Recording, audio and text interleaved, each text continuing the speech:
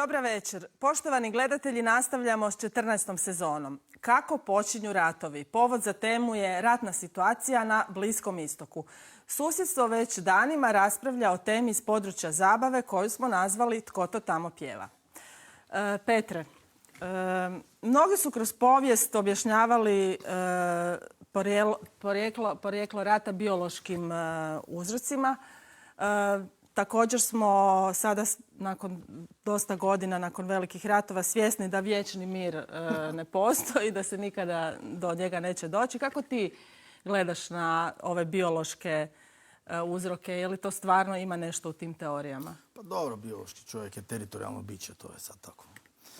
A čim imaš braniti teritorij, resurse na njemu, što grubo rečeno uključuje i žene, vraćam se 10-15 tisuća godina prije, onda to je sad tako. To je vrlo žalosno i dosta sam, moram priznati, žalostan što zbog rata tamo u Ukrajini, što zbog ovoga i što zbog svih ratova. Jemen, svi su zaboravili na taj rat koji ide okolo Tinja i okolo ima još drugih ratčića. Niger trenutačno, mislim da sad nije baš tamo rat, ali ok. A to je žalosna činjenica da smo ljudi i pali i to je tako. Ali dajde, dobro, nećemo ići u tom smjeru. Možda bolje treba objasniti kratki osvrt koliko je komplicirana situacija na Bliskom istoku i koliko je jako teško doći do rješenja tamo. I još treće što je jako važno, što je, čini mi se, jučer u Dnevniku je jedan analitičar rekao, koliko je ovo potencijalno užasno zapaljiva situacija koja se može ticati cijelog svijeta. To je sad jednostavno tako. Ne? Znači, radi se o tom, mi se vratimo se natrag, još nije bolesni s Bosfora preminuo, misli se na Osmansko carstvo, onda su počeli već planovi kako će to oni podijeliti i sad imate situaciju, prvi rat već nema Osmanskog carstva i ostaju teritoriji koje je Osmansko carstvo vladalo i ostaju interesi velikih zapadnih sila.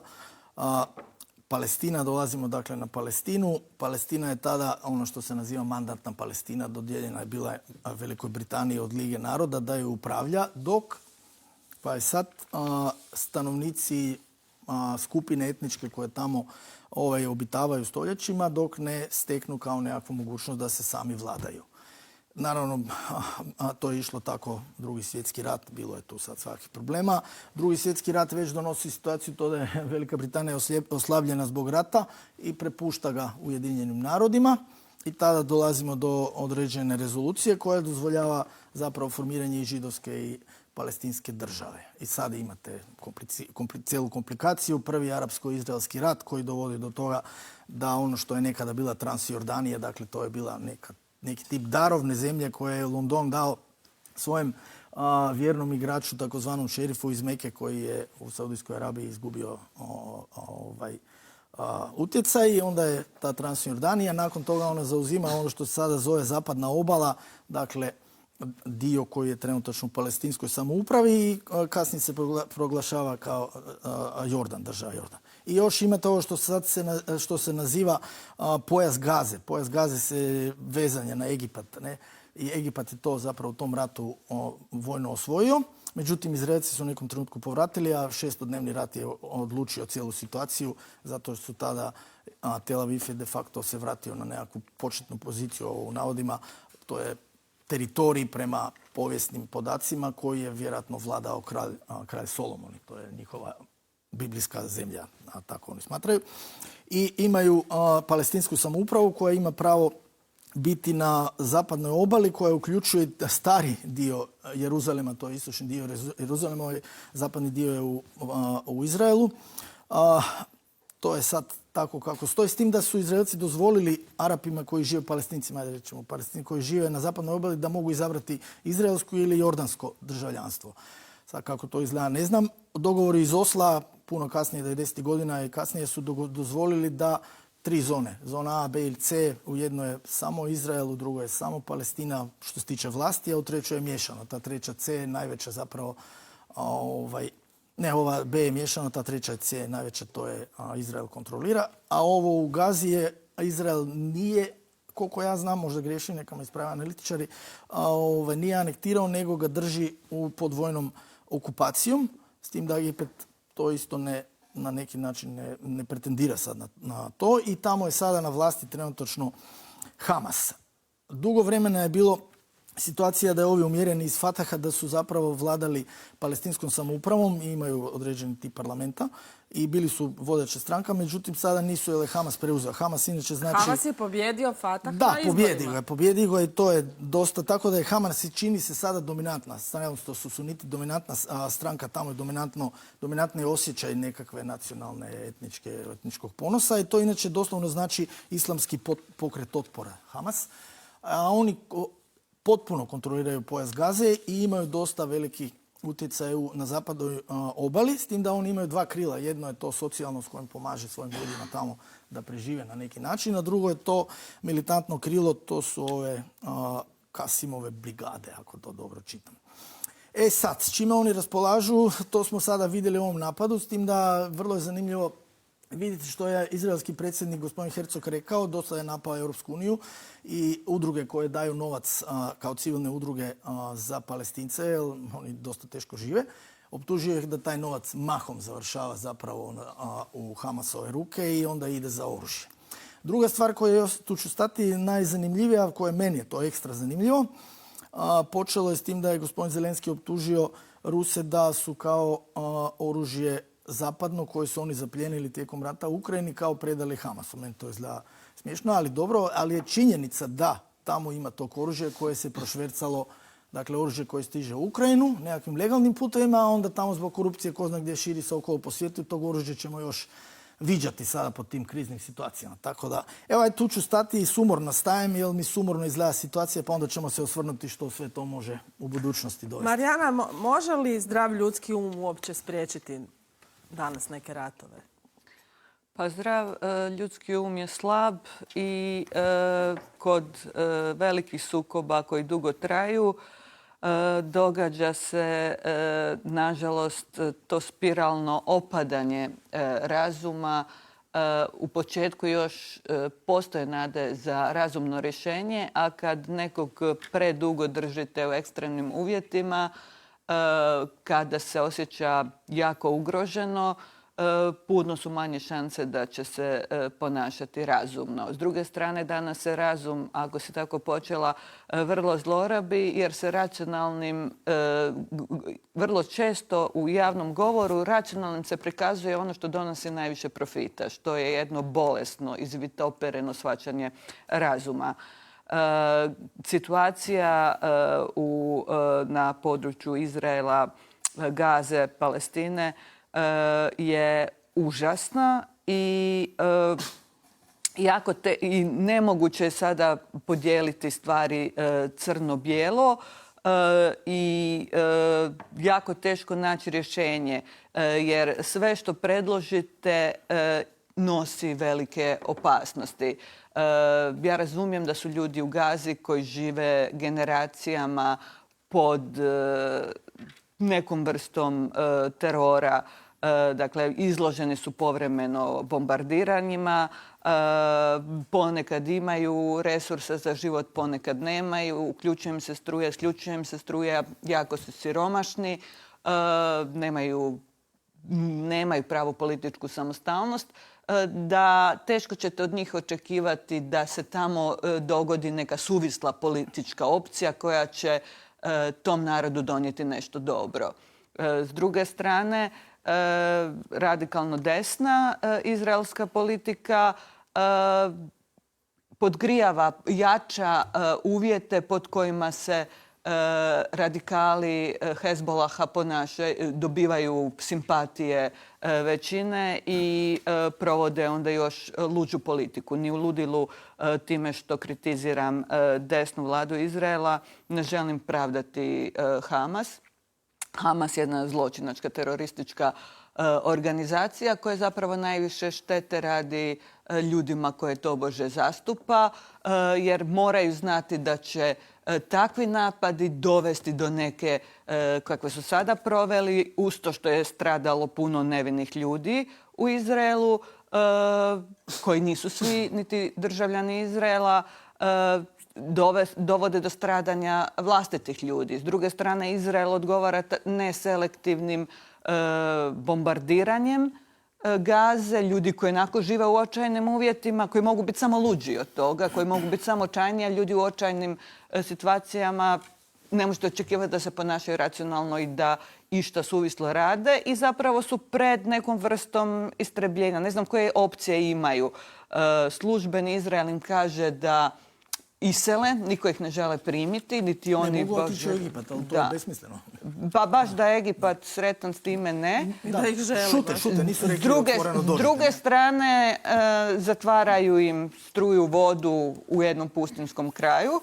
Bombardiraju, a nemaju osnovene lijekove, niti bolnice mogu raditi. Dakle, to je jedna situacija koja je očajna i ne možemo je pravdati time što su njihovi predstavnici imali loše politike na koje većina ljudi teško da... Ne možemo to zvati demokracijom zato što je Hamas dobio izbore, jer su to uvjeti u kojima racionalnost na kojem počiva neki ideal demokracije naprosto ne funkcionira. Opet, s druge strane, izraelska ljevica je imala više nade u nekakvo miroljubljivo rješenje i upravo zbog nasilja Hamasa je pobjedila ova ultra desna opcija Netanjahu, koji je sad, njemu je imovina blokirana, što znači da pravna država Izrael ipak u nekoj mjeri funkcionira. Optužen je za veliku korupciju, ali je moguće da on zbog želje za ostankom za vlasti podgrijava sukob i da zapravo nema niko na poziciji moći kome bi bilo u interesu da stvari riješe. A onda još gore što su velike sile i razne druge države upletene, pa postoji mogućnost eskalacije. Mislim, užasno je samo to što se događa narodu Gaze je već ekstremno užasno. A s druge strane, ako se upliče međunarodna zajednica i tamo širi svoj proksi rat, onda smo na rubu svjetskog rata. I ja bih rekla da mislim da to je neki generalni koji se obično traži od ljudi stav da se izjasne i obično vas jako optužuju ako milimetar pređete onu razinu osude ili prihvaćanja koja se očekuje na jednoj ili drugoj političkoj opciji. Ja mislim da Palestinci imaju pravo na potpuno samoodređenje, samo sad nisu političko i na svoju državu prema povijesnim dogovorima, samo sad jednostavno nisu u stanju da iznjedre suvislu političku opciju. I također mislim da Izrael ima pravo postojati, ali opet da nema sada dovoljno političke snage i razuma i odnosa moći koje bi vodile neku politiku prema miru. A mir je jedino što svima njima može pomoći. Mir može nastupiti ako se rat završi, a vidimo kako Aleksandre u Ukrajini rat se ne može završiti. To je teže nego očito započeti ratove, teže ih je završiti. Ove dvije potencijalne sad opasne situacije, ova u Ukrajini i ova na Bliskom istoku, kako će to utjecati na globalno, na svjetske, na stvari u svijetu? Sada biti na spominjanje Ukrajine i rata između Izraela i Hamasa mnogi rekli u Hrvatskoj, neki naivno, a neki sa izrazitom ideologijskom motivacijom, pa kako se to nas tiče. Ta dva rata nas se itekako najkonkretnije moguće tiču. Ovaj Ukrajina se nas tiče zato što snage koje mrcvare Ukrajinu su snage koje daju vjetar u leđa u ovom takozvanom susjedstvu ili takozvanom regionu, onome što je u ideološkom smislu najgore dno. Ljudsko, kulturološko, geopolitičko. I to što tamo danas gledaš možeš već sutra ponovno gledati u Vukovaru ili u predgrađima Zagreba ili u Bosni i Hercegovini. Što se tiče rata između Izraela i Hamasa, i namjerno govorimo o ratu između Izraela i Hamasa, a ne između Izraela i Palestinaca, u izlaganjima Petra i Marijane mogle su se vidjeti dva smjera koja su dosta zastupljeni u javnoj raspravi o tom događaju ovih dana. Prvi je ovaj povijesni, a drugi je ovaj uvjetno rečeno koliko ko ima putra na glavi, raspodjela krivnje. I onda se ljudi vrte u nekim labirintima iz kojih nikako ne mogu izaći. Ja mislim da je ultimativna, pa neću reći podvala, ali naivnost krenuti bilo kojim od ta dva smjera. Zašto? Zato što su se i u Izraelu i u Palestini izmijenili elita vojnih, religijskih, ideoloških. Ovo danas nije primarno rat u onom klasičnom smislu, ovo je primarno na terenu religijski rat, upravo tako, ne međuetnički, to je čisti religijski rat, jer ti ako gledaš što Hamas govori, tu nikakvo povlačenje mic po mic. Može Izrael napraviti 20 koraka unatrag, oni neće stati dok ih ne otjeraju u more kako su govorili. I to je tako, to je naprosto tako. Mi sad možemo govoriti počiva li ta frustracija na nečem realnom, nerealnom, tko će te ljude smijeniti. Isto tako, ovi najekstremniji elementi u Izraelu bi ih najradije sve izbrisali sa lica zemlje. I to je to. Kada stvar malo digneš i pogledaš ovu geopolitičku komponentu, tu imaš jednu briljantnu demonsku, ali briljantnu igru Irana, koji je uspio spriječiti nešto što je trebao biti geopolitički potres, a to je približavanje Izraela i Saudijske Arabije, što bi imalo za posljedicu po dubini u islamskom svijetu N stvari koje bi otupile islamističku oštricu i tu su oni vrhunski odigrali stavivši taj klin unutra i naravno tu su Sjedinjene Američke Države koje imaju svoj interes. Ali čak i povrh svega toga, zašto se to nas u Hrvatskoj najdirektnije tiče, jer rat u nekoj pustinji, ma koliko ona simbolički bila bitna, je i dalje u nekom realpolitičkom smislu rat u nekoj pustinji. Ali ako ti imaš diljem Europe i diljem Sjedinjenih Američkih Država desetke tisuća mladih ljudi koji nemaju ništa s tim osim u nekom emotivnom smislu, a taj emotivni je možda čak i ultimativan, koji viču Allahu Akbar na ulicama Beča, Sarajeva. Pokušali su na ulicama Pariza, na ulicama Sarajeva, povlaštenu djecu na Harvardu, u državi Michigan, povlaštenu bilo činjenicom da si mogu priuštiti školarinu, bilo da su dobili školarinu i priliku školovati se na nekom najboljih. I ovaj put nema ni ove maske, nema čak ove među zone koja je postojala 2006. kad je Izrael ratovao tamo pa je primarno bio palestinski argument. Ovaj put nema toga. Izgubila se i ta potreba da se uopće nešto glumata. Viče se Allahu Akbar. Što to znači? Pa to znači da ti unutar zapadnog svijeta, najšire shvaćenog, ne moraš ga shvatiti konzervativno ili ljevičarski, ne moraš ga shvatiti liberalno, neoliberalno, paleoliberalno, kako god. Ti imaš jedan kulturološki virus. Ti imaš ljude koji su tu odrasli, koji žive s nama i koji patološki mrze sve što predstavlja. Tu je Izrael sporedna stanica. Izrael je samo nekakav labavi simbol i činjenica platforma trenutka da se to napad. I sad možeš ti tu uključiti cijeli niz, cijelu silu ovih klasičnih, razvodnjivačkih, već trulih, jadnih argumenata, integracija, socijalno, kolonijalizam, ovo ono. Ali ti to ludilo više nikakvom racionalnom argumentacijom ne možeš opravdavati. I to sad gledaš u realnom vremenu. I kako god se taj sukob tamo završio, gledat ćeš, ne samo ti konkretno, to se u prenesenom značenju obraćam, gledat ćeš to još više. A sad kako će Europa reagirati na to, kako će Sjedinjene Američke reagirati na to, mogu li uopće reagirati ili je prekasno, ostaje nam gledati taj Matija? film. Pa, otvorili smo nekoliko zanimljivih perspektiva. Što se tiče ove geopolitičke, čini mi se da je u tim globalnim uvjetima sada idealan trenutak Kini za napad na Tajvan, što bi stvorilo jednu vrstu neformalne protuzapadne koalicije sa epicentrima u Rusiji, Kini i Iranu, a koja bi mogla raspršivanjem tih prijetnji na rubovima zapadnog, a kad kažem zapadnog, primarno mislim na američkog. Oni su jedini koji tu imaju zapravo pravu moć u svojim rukama, za razliku od Europske unije ili čak njezinih najvećih zemalja, poput Francuske ili Njemačke.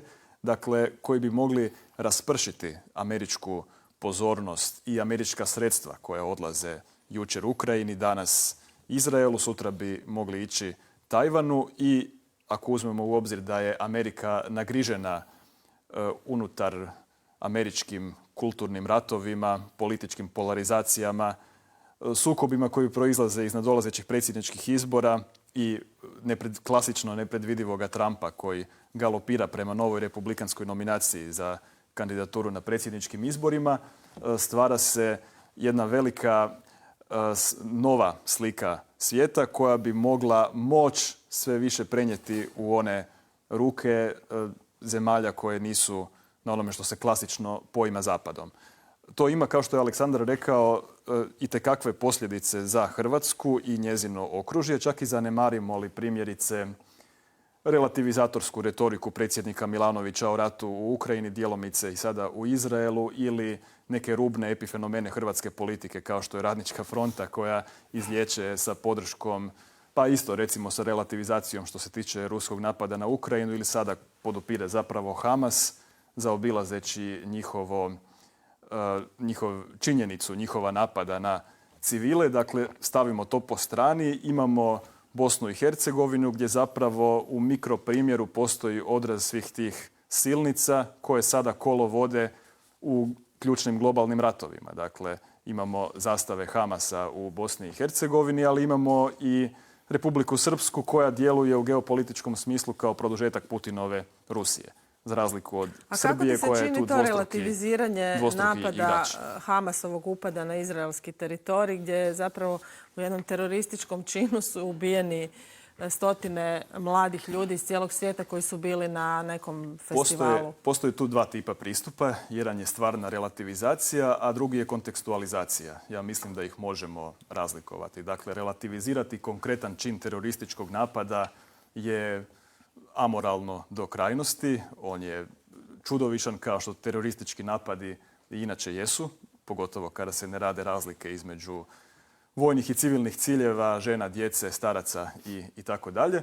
S druge strane, ako se sve kontekstualizira u smislu tegobnih desetljeća, pa sada već gotovo i stoljeća, vrlo kompliciranih međuodnosa arapskog prastanovništva i novopridošlih Židova u cionističkom utemeljenju države Izrael, tu se može ukazati i na visok stupanj krivnje izraelske politike, čak ne nužno desne. Sad Marijana je ciljala na suvremenu izraelsku politiku, ali treba imati na umu da je Izrael zapravo nastao kao posljedica prosvjetiteljskog nacionalizma primjenjenog u židovskom kontekstu i da su ga utemeljili pojedinci koji su od duhovnog oca cionizma Teodora Herzla pa do nekih ključnih državnika poput Bena Guriona zapravo bili sekularno lijeve pa i socijalističke provenijencije. Da bi onda odmakom kroz desetljeća izraelska primarno nacionalistička politika zadobila i tu religijsku dimenziju. Dakle, treba imati na umu odnos države Izrael u višedesetljetnom kontinuitetu, naravno sa usponima i padovima i kroz desetljeća protkana ratovima, prema Palestincima, koji se može opisati kopijom onoga što su sami Židovi stoljećima doživljavali u Europi i koji se može svesti na riječ getoizacija. Dakle, ono što se događa Palestincima u državi koja je do prije 100 godina bila, dakle, njihova etnički gotovo u potpunosti. Bilo je nešto Židova koji su tamo živjeli u kontinuitetu i nešto kršćana, doduše arapskih kršćana, tako da etnički je to i dalje kontinuitet. To se može opisati riječju getoizacija. Ovdje nema jedne strane koja je posve čista i druge strane koja je posve problematična.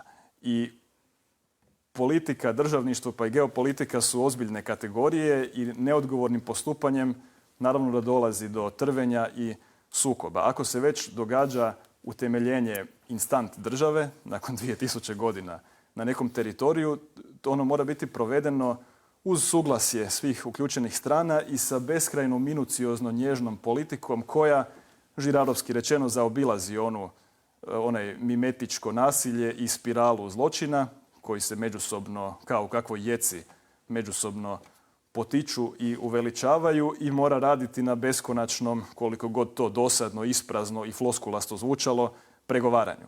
Jer primjerice utemeljitelji Izraela, recimo Herzl, koji nije dočekao utemeljenje same države, imali su i alternativne mogućnosti koje su razmatrali kada su snivali o državi, nacionalnoj državi Židova. I kao kratkotrajne mogućnosti s kojima su koketirali su im se pojavile i Argentina i Uganda. I teoretski da su oni otišli kolektivno u Argentinu ili Ugandu, tamo bi se stvorili slični problemi kao što su se stvorili i ovdje, ili teoretski da su u Palestinu došli taoisti, budisti ili hinduisti, opet bi se stvorili slični problemi kao što su sada. Dakle, jednostavno sraz dviju etničko-duhovnih skupina mora izazvati nepomirljivost i sukobe ovakvog ili onakvog tipa. Ako se oni mogu kanalizirati u politici, tim bolje. Najčešće ne mogu. Tako da pogrešno navoditi ih u paritetu zato što ti imaš sasma drugačije logike koje odlučuju o tome kako će izgledati politički realitet u tim dvijema stranama. Ti imaš kakvu takvu sekularnu, neovisno o uvjetno rečeno pojačanim religioznim elementima u Izraelu posljednjih godina, imat ćeš kakav takav pritisak nekog civilnog društva, nelojalne dijelove vojske koji će se odmetuti od neke ultradesničarske, ultraljevičarske vlade, imat ćeš medij, imaš taj harec koji ratuje. Kada si govorio o vjerskom ratu, jesi li mislio na jednostrano vjerski rat ili na obostrano Pa vjerski čuj rat? ovako, sa strane Hamasa u potpunosti, a sa strane Izraela u postotku rastu ljudi koji to shvaćaju kao vjerski rat, ali ti dalje imaš sa izraelske strane možeš nekakvu vertikalu moći koja je donekle raspršena, a tu na drugoj strani ti je božansko je ujedno i pravno i kulturološko i obiteljsko. To je jedna jedina vertikala. Ono gdje se njih posljednjih 20 godina moglo malo ublažavati, Iran je to radio kombinacijom bilo korumpiranja, bilo likvidacijom, fizičkom likvidacijom onih dijelova koji su im se činili preekstremni za njihove političke ciljeve. Naravno, to je uvijek bilo zavijeno, predstavljeno kao da ih je ubio Mossad ili kao da ih je ubio Aman, njihova izraelska vojna obavještajna služba. Ali logika koju mi poznajemo u Europi nije logika koja vrijedi na toj strani. To je jedna struja djelovanja koja se rijetko zaustavlja i koja kada krene ne potpada, o tom potom. Ona ne potpada pod ono što mi pojmamo kao politiku, rat, mir.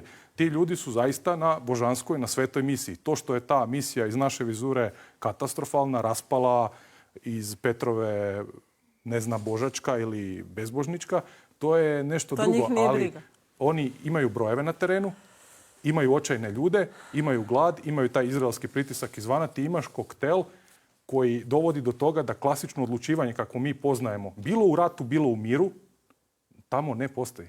Ja bih rekao samo ako mogu zaokružiti da je ovdje jedna paradoksalna situacija prisutna na terenu, da su zapravo umjesto da se iz mitsko-duhovne sfere dođe do realno-političke, iz realno-političkog sukoba dvaju, recimo to tako, modernih nacionalizama, jer nacionalizam je postojao i u arapskom kontekstu u ranom 20. stoljeću, da se ta bitka, budući da je riječ baš o Židovima i baš o Arapima, muslimanima, i tu je razlika. Tu se sukob produbljuje više nego što bi se produbio u onim hipotetskim situacijama koje sam navodio sa Argentinom, Ugandom ili hinduistima i budistima. Dakle, budući da je riječ o elementarnom sukobu dvije skupine ljudi na istome terenu koji žele istu stvar, jedni i drugi žele vlasništvo nad tim područjem, morat će doći u jednom trenutku do, dakle, to je taj antimoderni zaokret, do pretvorbe konkretne politike u zapravo sveti rat, do lijepo, metafizičke komponente koja je utkana i u ovu židovsku stranu. Dakle, ona je počela sa sekularno-nacionalnim argumentima iz prosvjetiteljstva, a završila sa eshatologijom koja podrazumijeva obračun sa muslimanima, kao što muslimanska eshatologija u tom arapskom, palestinskom kontekstu zahtijeva konačni obračun sa Židovima prije njihove verzije eskatološkog raspleta. Ti možeš pojmovno to tako izvana označiti kao sukob nekih u širem smislu shvaćenih etničkih skupina, ali ti argument pada u vodu zato što u posljednjih 15 godina, odnosno od 2006. na 2007. kada su preuzeli vlast, Hamas je likvidirao sve tragove bilo kakvog palestinskog nacionalizma. I to ne samo u Fatahu koji možeš shvatiti kao sekularno nacionalistički, nego i one frakcije u Hamasu koje su stavljale na taj etnički i nacionalni. Oni su kompletno, pogotovo u zadnjih 10 godina, skrenuli u vjersku ulicu. Mi to možemo izvana gledati kao sukob dvaju etničkih skupina koje su možda semitske, bliske, ali oni sa svoje strane od nacionalnog više nemaju. Oni su to davno odbacili, isključivo su na vjerskom. Zato kažem, razviju se kod vjerske. Mogu samo jednu rečenicu reći za kraj.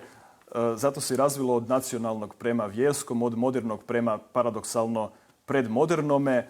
Ne možemo izjednačiti unutarnje političke, duhovne pa ni intelektualne strukture u palestinskom i u židovskom kontekstu u Izraelu. Naravno da je Izrael tu sofisticiraniji u političkom smislu, da tu postoji ona tipične demokratske procedure i strukture, raspodjele moći, izbori znatno slobodniji nego što su u arapskom kontekstu, naravno. Ali ako je konačni ishod svega toga sličan, ako je konačni ishod toga ping-pong međusobnog uništavanja i pokušaj getoizacije jednih i drugih, onda se u praksi sva ta sofisticirana aparatura demokratskih procedura ne može previše razlikovati od onoga što stoji na drugoj strani. Petre, izvoli.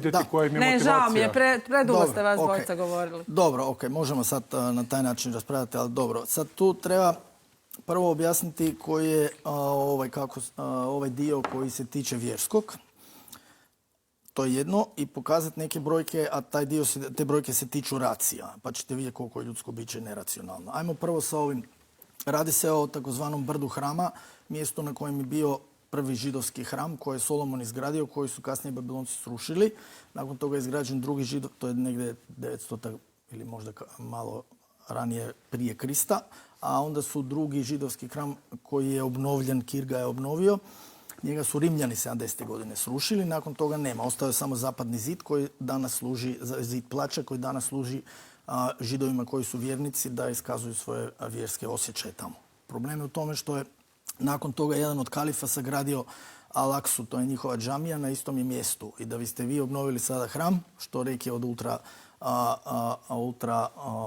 ortodoksnih židova zagovaraju, ima i političara tamo koji to zagovaraju, morate srušiti Al-Aksu, a to jednostavno arapski svijet ne želi dozvoliti.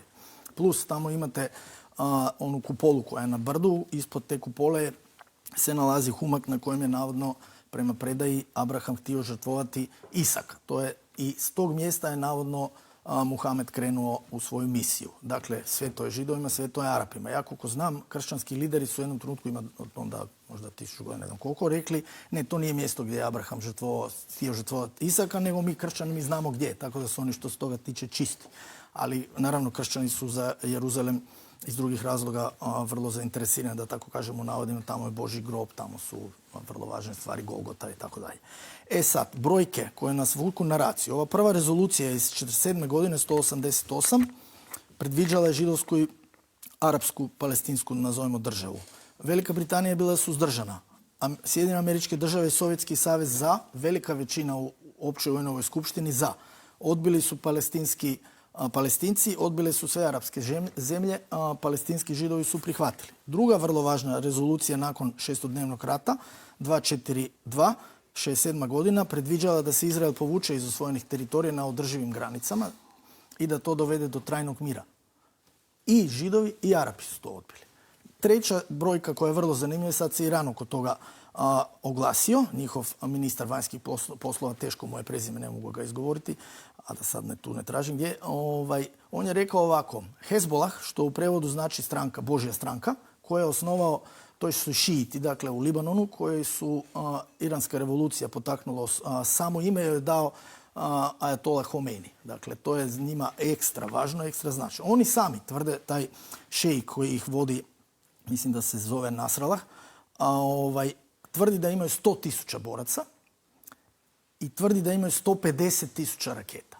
S time bi oni, ako bi krenuli nekakav, ne daj Bože, masovni napad, ona kupola Iron Dome koji imaju Izraelci uz pomoć američke tehnologije, sprečavanje udara iranskih raketa, ne znam, krstarećih, takvih, bi možda mogla biti probijena. 150.000. I tu imate potencijalni masakr. Židova u Izraelu ima oko 9 milijuna, a Palestinaca ima oko 4,5, možda 5 milijuna. A to je, koliko ja znam, Izrael je negdje 20 do 25 kvadratnih kilometara. Moja Makedonija je 23 kvadratnih kilometara, a ima 2 milijuna ljudi. Da, to su užasno naseljena područja. To je katastrofalno kako je to nastanjeno i što će tamo biti ako dođe do tih stvari. Sad, druga stvar, abrahamski ugovori koje je spomenuo Aleksandar. Sjedinjene Američke Države su se nadale da će na taj način ublažiti neke stvari i krenuli su izmirivati arapske republike i monarhije s Izraelom. Ti abrahamski dogovori, to je pod Trumpom, nešto je funkcionira, nešto ne, imate Ujedinjene Arapske Emirate i tako. Saudijska Arabija bi sada možda mogla ići, ako ih ovo sad ne spriječi, oni su podržali Palestince, na potpisivanje toga. To je vjerojatno nekakav tip štita Washingtona od utjecaja Kine u tom području, ali Kina uspjela učiniti do sada nezamislivo, pomiriti Rijad sa Teheranom, dakle Iran i Saudijsku Arabiju. Šiiti, suniti, a Rijad pretendira da bude vođa arapskog svijeta. To su katastrofalne posljedice geopolitičkog karaktera. Isto jedna brojka koju ću vam reći, nakon Izrael kad je krenuo prvi izraelsko-arapski rat, Izraelci su imali oko 30, možda 35.000 ljudi pod oružjem, ništa. Njih su dosta spasili ovi militantne milicije iz kibuca, a ovi su Arapi bili nepripremljeni, mislili su mi ćemo to razbiti u roku 3 sekunde. Nakon toga, otprilike nešto malo vremena, uz pomoć Sovjetskog saveza, koji im je švercao i davao naoružanje preko Čekoslovačke, došli do jedno 60.000 ljudi pod naoružanjem. Tad se Sovjetski savez okrenuo drugo interes je okrenuo ploču, zainteresiraniji je postao za novo nastale Arapske republike. Iz raznih razloga nafta je tamo, Amerikanci trebaju naftu. A onda je se Tel Aviv zbližio s Amerikom i sad mi potencijalno imamo situaciju koja je od egzistencijalne važnosti za Sjedinjene Američke Države, što Ukrajina ni u kom slučaju nije. Ali je Ukrajina od egzistencijalne važnosti za Moskvu. Na to je, Matija je spomenuo Kinu, koja također možda može pokušati iskoristiti ovu situaciju, jer imamo tamo pa drugu, koliko Tajvan imamo pa drugu situaciju koja se razvija. Imamo mali neformalno pokušaj formiranja nekakvog tipa daleko istočnog NATO-a, Južna Koreja, Japan, Sjedinjene Američke Države, kao protuteža što su sada Moskva išla obnavljati odnose sa Sjevernom Korejom, a nemojmo zaboraviti, Sjevernom Korejom vlada luđak koji ima nuklearno oružje i može vrlo lako opaliti po Seulu ili po Tokiju, a to su onda milijuni ljudi. Znači, situacija je krajnje komplicirana, treba izvući neke pouke, treba možda polagano probati vidjeti kako možemo to smiriti ako je moguće. Nisam siguran kako bi Izrael u slučaju da Iran aktivira, još imaju oni jako puno militanata na zapadnoj obali. Što Fatah, što Hezbollah. Ne Hezbollah, Hamas. Znači, ako Iran krene sada, rekao je, izađite iz Gaze, mi ćemo krenuti frontalni napad i najavili su da će krenuti sa sjevera prema jugu. U nadi da će onda valjda stanovništvo bježati prema Egiptu. To su civili, 2,5 milijuna ih ima tamo. A jutros je glavni zapovjednik izraelske vojske izjavio da je sada vrijeme za rat. Da, to je izjavio. To je od jutra. Ne znam koje su im procjene, mi nemamo te procjene koje oni imaju. To su tajne službe, to su njihovi stratezi. Imaju vladu nacionalnog spasa, ratnu vladu de facto. Imaju želju da se riješe Hamasa sada jednom zauvijek. Imaju situaciju da im Iran može zagorčavati, Hezbollah može zagorčavati. Vrlo, vrlo opasna situacija. Marijana? Pa stalno skačemo s razine na razinu. Problem ima više razina i nećemo ga razmrsiti u ovoj misiji. Jedna je ta identitetsko-nacionalna, drugo je to što ste prešli s identitetsko-nacionalnog 19. od čega je sve i krenulo, postkolonijalnog na eskalaciju u religijskom smislu.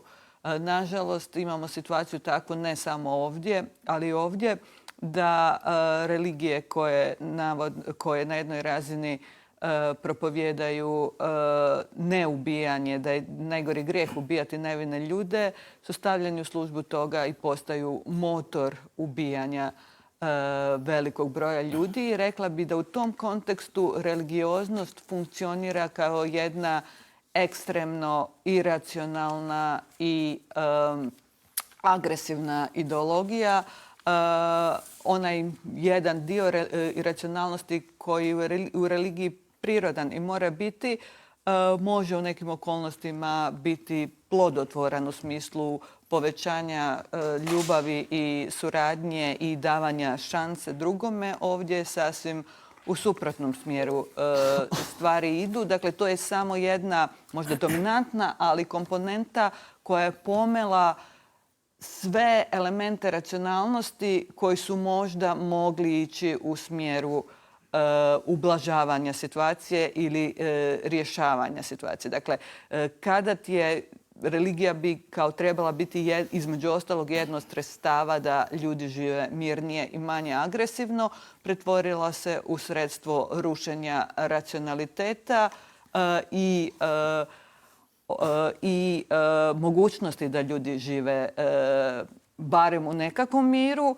I još ta treća komponenta, cinična komponenta, koja u ime razuma, u ime nekih vrijednosti koje se vrlo selektivno, karte se selektivno vade, poziva se na međunarodno pravo selektivno, zapravo provodi određene interese i destabilizira svijet. S time da ja ne bih rekla da je riječ samo o ovoj možebitnoj podjeli između globalnog istoka, zapada, pri čemu ja mislim da zapadna kultura jest superiorna u onom smislu da je na zapadu bolje živjeti. Ako mene pitate bi li radije da me spuste avionom da živim u Izraelu ili u nekom području koje kontroliraju Palestinci, ne mogu se praviti kao da sam neka velika ljevičarka i da bi radije da me puste Palestincima, radije bi da me spuste u Tel Aviv. Pa imaš Vijetnam, to ti još uvijek. radikalnije područje, ali mislim da je ono što je problem sa Zapadom, to je jedan cinizam. Zapad ne drži do svojih proklamiranih vrijednosti. Ako će ubijati ljude, neće silovati pred kamerama kao Hamesovci. I ako će masovno kršiti ljudska prava, to će makar gledati skriti, što onda opet omogućuje s jedne strane i trud da što manje se krše ljudska prava, a s druge strane gubi povjerenje u samu sebe i gubi povjerenje generalno. Ali mislim da na Zapadu ima elemenata koji koriste, po potrebi surađuju s onim što se prikazuje kao prijetnja Zapadu. To je isto nuspojava religije, ta superiornost Zapada u odnosu na istok koji I prosvjetiteljstva, si navela. ako ćemo. Koje je također Na kraju smo ove teme, konkretne pa zapadne Imam jedno religije. kratko pitanje za tebe, ali ne u smislu toga da ne nešto konfesije, prejudiciram nego ili denominacije. imputiram, nego me Ovdje je čisto rasprava. zanima da mi ono pojasniš, pošto si se pokazala izrazito imunom na bilo kakvo ideološko sektaštvo na toj strani političkog spektra. Kako to da danas, u 2023. neki elementi ljevije ljevice u Europi, u Americi, 100 puta važu svaku riječ koju kažu konkretno ne o Palestincima, ne o njihovoj patnji, nego baš konkretno o Hamasu? Jesu li to neki ostaci izljeva nesvrstanosti u mozak ili je to neka procjena da elektorati, da biračka tijela kojih je sve više, a koja nisu imuna na to, će kazniti bilo kakvo ograđivanje toga? Kako to da idu a priori s tim pristupom razvodnjavanja, ali ne ono klasično ali, nego zaista takva pažnja posvećena razgovoru o jednoj terorističkoj koljačkoj organizaciji? Slušala sam jučer Varoufakisa koji kaže ja neću osuditi akciju Hamasa, konkretno zlodjelo Hamasa. Dakle, ja mislim da lijevi sentiment ima u sebi isto jedan virus, a to je jedna dobra stvar ljevice jest na tragu kršćanstva, humanizma, prosvjetiteljstva, solidarnost sa slabijima. Nećemo mi biti ideologija koja je uvijek uz moć, ali loša strana toga jest da se javlja jedna mržnja prema vlastitom, mržnja prema Zapadu, mržnja prema onom koji je jači, pa čak i kad je taj jači možda manje loš. Čak kada je taj jači u pravu i kao mržnja prema nečem što nam je određeno kao naše. Dobro je imati empatiju i pokušati što više shvatiti drugog, ali je perverzija kada to krežnje u mržnju prema našima i mislim da je njima važnije poput Chomskog pucati po Americi, po svemu što on vidi, što vide kao loše na Zapadu i od čega velik postotak stoji kao loše na Zapadu, ali ne može se u ime toga, u ime te mržnje tolerirati pa i podupirati nešto što je možda i gore. To je baš nešto novo, nešto svježe. Ja bih razumio, recimo, na jednoj strani imaš Netanjahova koji je iz te vizure epitom zla i recimo, kada bi u teoriji na ovoj strani imao, ne znam, nekog iz Fataha ko bi još bio pomirljiv, možda malo urban, to bi donekle razumio. Ne bi se nužno s tim složio, ali bi razumio i možda bi to čak bilo i u političkom smislu legitimno.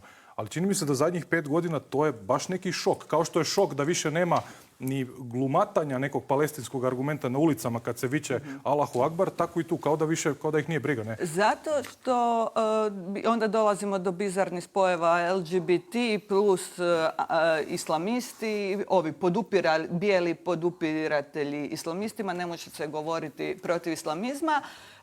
Mislim, freudovski bi to bilo mržnja prema ocu, ali neće ići prema vlastitom porijeklu, prema samima sebi, ali ja mislim da je to ajmo reći, kancerogen rast nečeg što je u srži bilo u redu i dobro, a to je biti skeptičan prema tome da se svrstavaš uz moć, uz onu politiku might makes right i potrebu da se solidarizira i prema ovima drugima. Ali kada se preraste da se solidariziraš isključivo bezuvjetno prema drugima, a mrziš svoje, to onda prerasta u jednu perverziju i mislim da je tu, ako ćemo govoriti o zarazi, o nasiljem i žiraru i o tome u kojim uvjetima je moguće biti racionalan i demokratičan, i ljevica otišla na kvasinu u smislu da je zbog svoje mržnje, a nije zadržala svoju ljubav, izvitoperila su nešto iracionalno i mrziteljsko. Matija,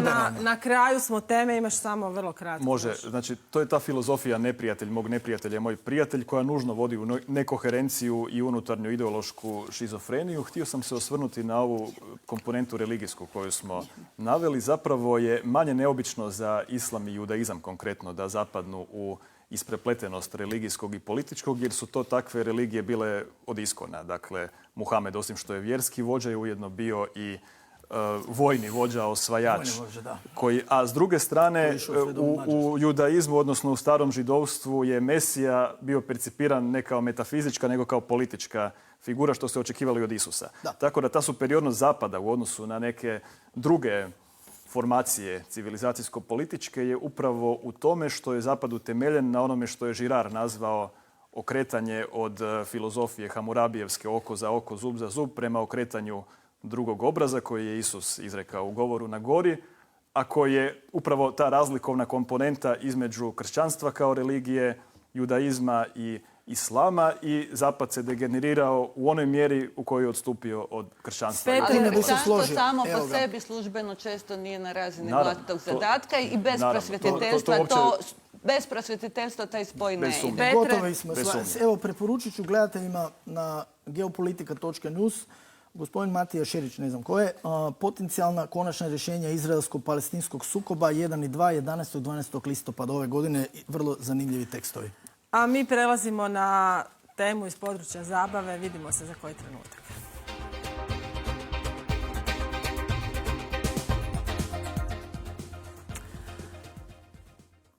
Matija, zašto idealiziramo narod kad je u pitanju njegov glazbeni ukus? Pa ili ga idealiziramo ili ga demoniziramo. Čak mi se čini da je recimo iz desne političke perspektive česta idolizacija naroda u smislu nekog političkog populizma. Narod odlučuje, to je ono što narod želi, izdali ste narod i slično, ali s druge strane da upravo iz te perspektive, kojoj i sam u širem smislu pripadam, smo se skloni ograđivati od naroda kada on prigrli nešto što mi ne bismo voljeli. Preformulirat ću pitanje. Zašto toliko narodna muzika moćno djeluje na ljude za razliku, na primjer, od čak i politike i književnosti koja to ne uspijeva? Da, upravo kao što je recimo narodna glazba. Djeluje moćno zato što očito pogađa neku strunu u duši mnogoga čovjeka u Hrvatskoj koja je onkraj racionalnog, a ja bih se usudio dodati i onkraj estetskog, i zahvaljujući tome odlazi u neke arhaične, primitivne sfere svijesti koje za njega mogu biti oslobađajuće i katarzične. I u tom smislu mu turbo folk i sve njegove iteracije mogu poslužiti kao jedan ovako pročišćujući trenutak koji bi nekome drugome možda bio odlazak u kazalište ili na koncert klasične glazbe ili na neko treće mjesto. Aleksandra, ova pjevačica srbijanska Aleksandra Prijović koja će napuniti sad je vjerojatno... Ima li neki nadimak možda ta pjevačica? Ne, nećemo koristiti nadimke. Žena ima lijepo umjetničko ime, Aleksandra Prijović. Ona će vjerojatno sigurno napuniti 5 arena u Zagrebu. Ko zna, možda i više, ne znamo. Ona zapravo, njen izričaj glazbeni je pop folk. I to je jedan vrlo, ja sam dosta nisam u životu toliko se posvetila tom tipu glazbe koja zadnjih tjedan dana, stvarno. Istražila sam malo taj fenomen i stvarno ima razloga zašto se ovo događa, nije to bez veze. Pa kako se tebi čini takva vrsta glazbe i moć na ljude u susjedstvu, da ne kažem u bivšoj Jugoslaviji? Pa čini mi se kao međuples nekoliko elemenata. Svatko od nas živi u nekom svom malom balonu i kada govorimo o glazbenom ukusu, pa ono što mi percipiramo kao dobro i atraktivno, smatramo prevladavajućim. Ona je imala jednu topničku, umjetničku pripremu prije ovih uspjeha koje niže u posljednje vrijeme, a to je da je bila viralna na YouTube. Ona je imala desetke milijuna pregleda prije nego što je uvjetno rečeno stupila u ovu službenu, malo finiju sferu punjenja dvorana pa i arene. To je jedan element. Drugi element je taj da kada govorimo o toj areni, ako je pojmamo kao nešto ultimativno, to i nije takav broj ljudi, to je otprilike 18.000 ljudi, ovisno o tome kakav je raspored, jesu li sjedala ekskluzivnija, pa jesu li neki separe ili nisu. U ukupnom nekom iznosu to će biti 90.000 ljudi, to je svakako za poštovanje, ali nije sad baš neki rekord svih rekorda. Dobro, ali nije Arena stadion. Možda da smo je ponudili stadion, ko zna. Ok, ali tu je još jedan jako bitan... Koji se sada gradi. Ne, recimo hipodrom, recimo. To je još jedan jako bitan element, da je ona u realnom vremenu PR-ovski dobro igrala. Ti možeš imati neki kvalitetni ulaz u smislu toga da generiraš neku potražnju, ali onim kritičnim trenucima kada joj se lomilo, karikiram, između druge i treće ili treće i četvrte arene, dala nekoliko ciljanih intervjua, malo je uzbrukala duhove i neovisno nekim prigovorima u koji dolaze, ajde reći, uvjetno rečeno sa hrvatske nacionalne političke scene, ona je donekle uspjela postići izrazitu zastupljenost u hrvatskim medijima, vrlo netipičnu u službenim medijima za izvođača s istoka. Ali kako tumačiš to da su istovremeno srbijanski mediji vrlo otvoreni oduvijek hrvatskim izvođačima, a nije obrnuto? Evo, sad se to dogodilo i kod nas. Postoji razlog za to. Naivni ljudi bi rekli da je to neka sloboda koja struji kroz sve strukture. To ima i svoju geopolitičku potku. Ali meni je ovaj subliminalni dio najzanimljiviji. Mi kada govorimo o Zagrebu, Areni Zagreb, ti automatski to prevodiš kao da je to onaj Zagreb Ive Robića, onaj agramerski Zagreb sa kelnerima. Da su purgeri, da idu purgeri na koncert. Ali to nije prevladavajući sentiment. Šalili smo se prije emisije, ja sam rekao da je Matija taj. On je taj srednjoeuropski, iskonski Zagreb za koji mnogi tepaju da bi trebao biti on sebi, a sami se kulturološke preferencije su im sasma drugačije. Taj melos, pogotovo ako je tako malo luka, ako je finiji, uvjetno rečeno, turbo folka, malo je nabrijaniji od onoga što se smatra nekim klasičnim izričajem, to ima i tekakvu prođu. Sad, kako to subliminalno funkcionira? Kada se krećemo u tim mjehurima o kojima pričam, ti preko dana gledaš Zagreb i misliš da su tu, da ljudi slušaju, ne znam, Pipse, Prljavce, onda stanovitu operu, džez, grupu Pavel i nešto slično, a onda padne mrak, kao u onom From Dusk Till Dawn, i onda imaš proboj nekih sasvim drugačijih. A u Srbiji konkretno je obratno. Tamo preko dana imaš turbo folk, trap, rap, a kada padne mrak, onda kreće patnja za, onda je Džiboni, Oliver, Tereza Kesovija, patnja za Dalmacijom, morem, Melos, pa je čak i TBF. I to je jako zanimljivo. Na kraju dana, što se tiče glazbenih ukusa, teško ih je modelirati od vrha do dna, ali nije politika i geopolitika potpuno imuna na to. Postoji razlog zašto neki ljudi smatraju da ovi malo življi melosi koji se kreću na takozvanim ovim prostorima više koristi donose jednoj strani no drugima, da su instrument meke moći. Sad je ono pitanje za raspravu da li postoji zaista mogućnost kontrole toga od vrha do dna ili je dovoljno nekoga kulturološki približiti nekoj državi da bi već malo možda otupio njegovu nacionalnu kritiku i nacionalnu samobitnost.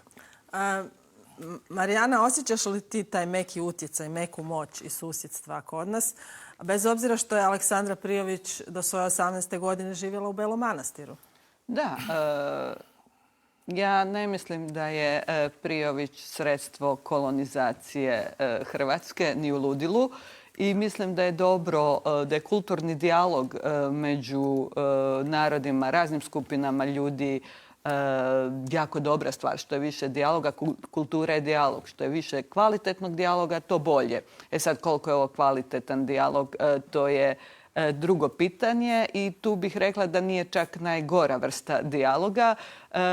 Pozitivna strana uspjeha Prijović jest, ona se uglavnom sviđa mladim ljudima, što je, ona se javila kao konkurencija nečem puno gorem, a to je ovaj mafijaški trep, koji i estetski i verbalno i životnim stilom veliča mafiju, prostituciju, pornografiju. Dakle, Prijović je se estetski uredila puno pristojnije je napravila zahvate od onih trep pjevačica ili žena koje pretendiraju biti dio tog svijeta, koje su stvarno se oblikovale... Ima lirske tekstove, ljubavne balade. Dođe do toga. Koje su se oblikovale da budu porno ideal. Dakle, malo manje mafije, droge, pornografije. Ja sam pitala mlade ljude zašto vam se sviđa Prijović, koji kažu na to se ne propušta. Kažu zato što je pristojna. Zato što dosta im je više te vulgarnosti dovedene do kraja. Ali da je pristojna, a neatraktivna, bi li im se onda svidjela? Jasno je, dakle, i zanimljivo je vidjeti, ona nije bila... Ovo je posao. Ljudi se zgražaju na njezinim slikama, prije ona uopće nije bila ružna žena.